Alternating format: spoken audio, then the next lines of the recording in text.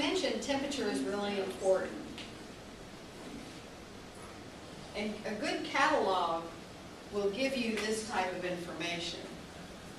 And as you can see, there is a range. Look at tomato compared to lettuce. And the optimum range for germination for tomatoes, the optimum is 86 degrees, whereas the optimum for lettuce is 68 degrees. So you see it's important to understand what the germination temperature requirements are. Sometimes you can, if you need this higher heat, you can put it on some type of, they sell heating pads for plants, and that's a good way to increase the heat. Usually this will work for most homes. Lettuce isn't as picky. So this gives you perspective or an idea of temperature. We do a lot of growing in, we have a high-tech germination chamber that costs $2,000. But I would rather grow in a crate. And you can get any type of crate. It can be smaller than this. And when you seed your plants, you can stick your, let's pretend this is all seeded, okay? And you make your own mini greenhouse. Kind of mist it with a mister.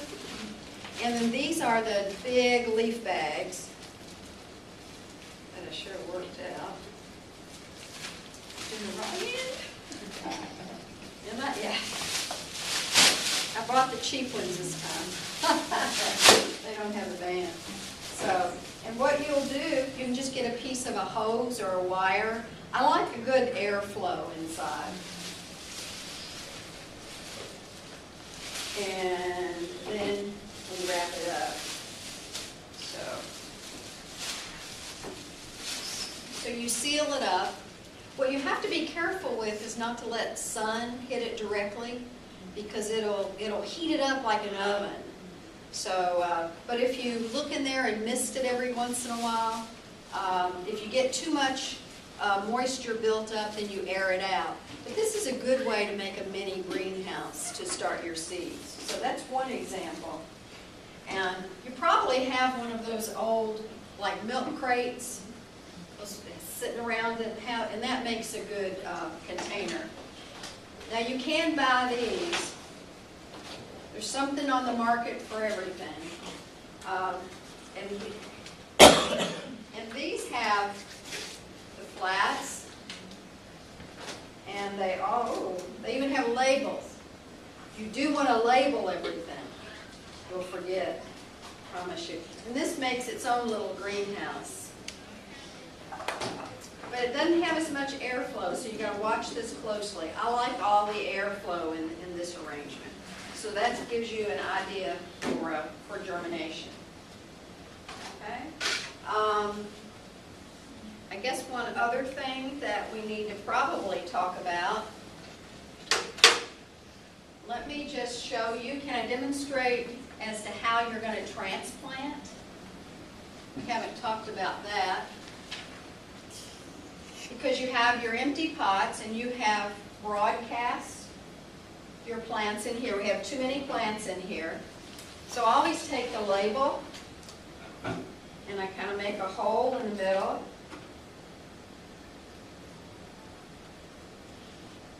And then I'm out here. Ooh, good roots, huh? You've got to be careful and not squeeze the stem, so it's probably best to hold it by the leaves. And then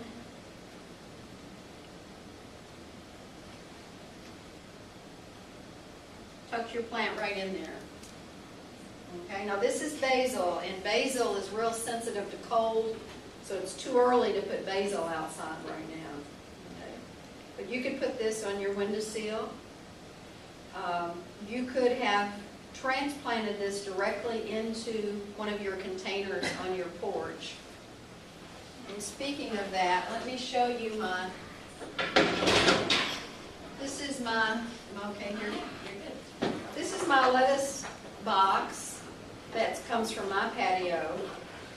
And as you can see, this is a storage container that fits under your bed to store clothes in. I've made sure that the plastic in here is safe to grow in. And you can see that we put holes in the bottom. Mine has wheels. This is screening that, like window screen. And then I put that on. I'll fill this up with sterilized potting soil. And then I will plant then I'll plant my lettuces. When it gets warmer outside and the soil has warmed up, remember lettuce needs 68 degrees to germinate. So when this warms up to 68 degrees, I can take seed, this type of seed, and just sprinkle it throughout. So I keep doing that about every 2 weeks in the summertime, and I keep cutting and it comes back and I have big beautiful salads. So that gives you some ideas. I do have, when it gets really cold, remember I told you I have lettuce all winter? When it gets below freezing, I have hoops. I have 3, and at night I'll just throw a sheet over it. So that's why it never freezes. So that gives you some ideas. Okay. Do you have any questions? Are you going to start gardening? Yes. It'd be a good way to conserve money and grow your own. Yeah. Hang on one second. Yeah, you're already over here, so one of Okay, you. all right. That's okay.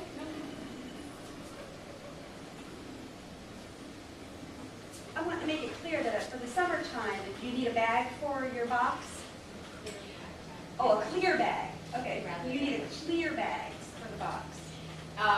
Since you're using that just for seed germination, once the seeds break the soil, you can take the bag off. So it really doesn't have to be a clear bag. I think I started using clear bags because I used to use dry cleaner bags. They were free.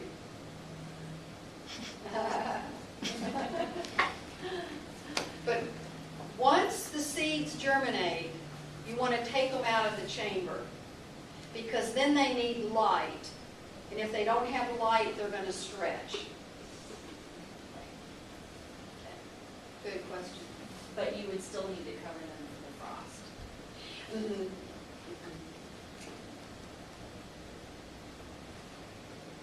Although baby lettuce can take a light frost and not be damaged.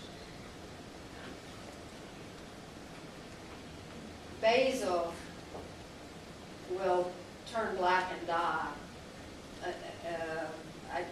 Basil can't take below probably about 60 degrees, something like that. But lettuce can take a light frost and it just keeps going.